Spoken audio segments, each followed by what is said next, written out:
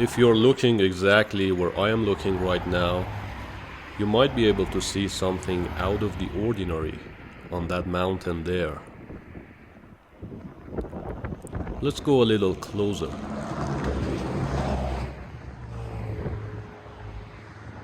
The relief shows Ahura Mazda standing on the left. He was the god of wisdom, the god of the skies, the creator in the ancient Iranian religions. And now he is handing over the ring of power to Ardashir. He is authorizing Ardashir to become the first king of the Sassanid Empire of Persia. And as a sign of respect, Ardashir is holding his left hand up. So what are we talking about here? Let's drive a little further south here, about half a kilometer. And right on the mountains, there is another rock relief. This time it is much more detailed, and hopefully it can tell us what actually went on here. Here you can see the image of two soldiers standing side by side. And a few meters away, there's the image of another soldier. You could determine the rankings in the Sassanid military from the type of helmet each soldier is wearing. So these three soldiers are each wearing a different helmet. Now at the end is standing Ardashir himself. He is heavily armored, and so is his horse. And this is the head of his horse. And this is one way of determining the rankings in the Sassanid military. You can look at how heavily a horse is armored.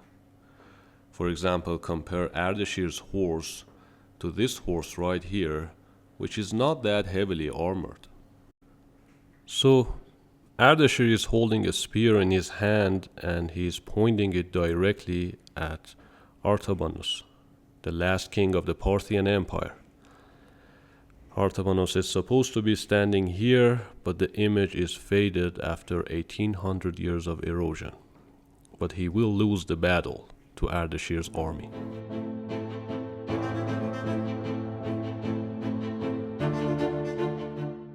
The Roman Republic was expanding rapidly into the Mediterranean and the Middle East. But this expansion was eventually stopped by the Parthian Empire, shown here in yellow.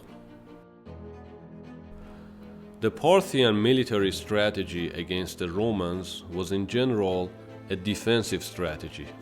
But when the Sassanids came to power, the military strategy changed to an offensive and aggressive strategy. For example, right off the bat, Ardashir demanded that the Romans give back all the Persian territories, or what he believed to be the Persian territories, including Anatolia, Mesopotamia, Syria, and so on. The Romans obviously refused, so Ardashir invaded Mesopotamia and Syria, and eventually the Roman Emperor Alexander Severus decided to take action against Ardashir. But this was just the beginning. For the next 400 years, the two empires would be at war. The offensive political and military maneuvers of the Sassanid Empire will have some serious consequences in the future.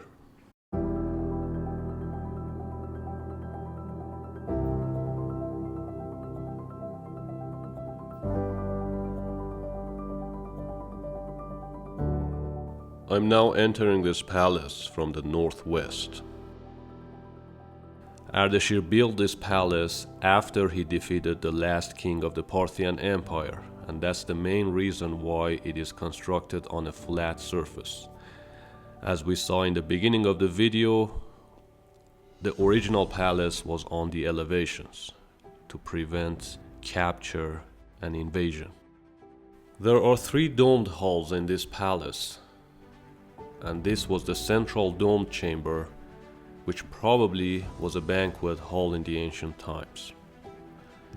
The domes were designed via an architectural technique called squinches. I'm now going to exit via the northeastern door, And I will stand by this pond here, which used to irrigate the surrounding lands, and I'll take a video of the castle. Please pay attention to the arch of the front gate. If we go to the opposite side, and as I am exiting the door, please pay attention to the arch right above my head. These arches were made by a technique called vaulting. In architecture, it is a self-supporting arch, and the Sassanids were becoming exceptionally efficient at it. This photo was taken by the American soldiers in Iraq on the other side of the border. And right behind them you can see this arch. It's probably the largest the Sassanids ever constructed. This is the city of Tisfun, the ancient capital of the Sassanid Empire.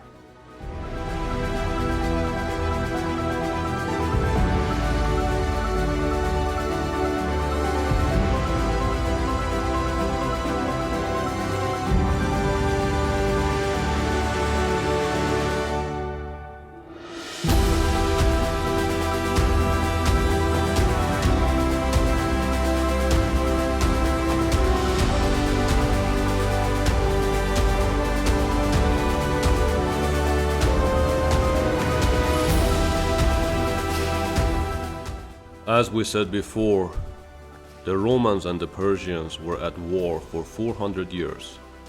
The Romans often had to displace their military resources from the west side of the empire to the east to face the Persians, and this usually caused a shortage of resources in the west. And that provided an excellent opportunity for the Germanic tribes to invade Rome a lot easier than before. And in one of these invasions, they sacked Rome. Although there were many causes for the collapse of the Western Roman Empire, the Sassanid invasions was an indirect contributing factor.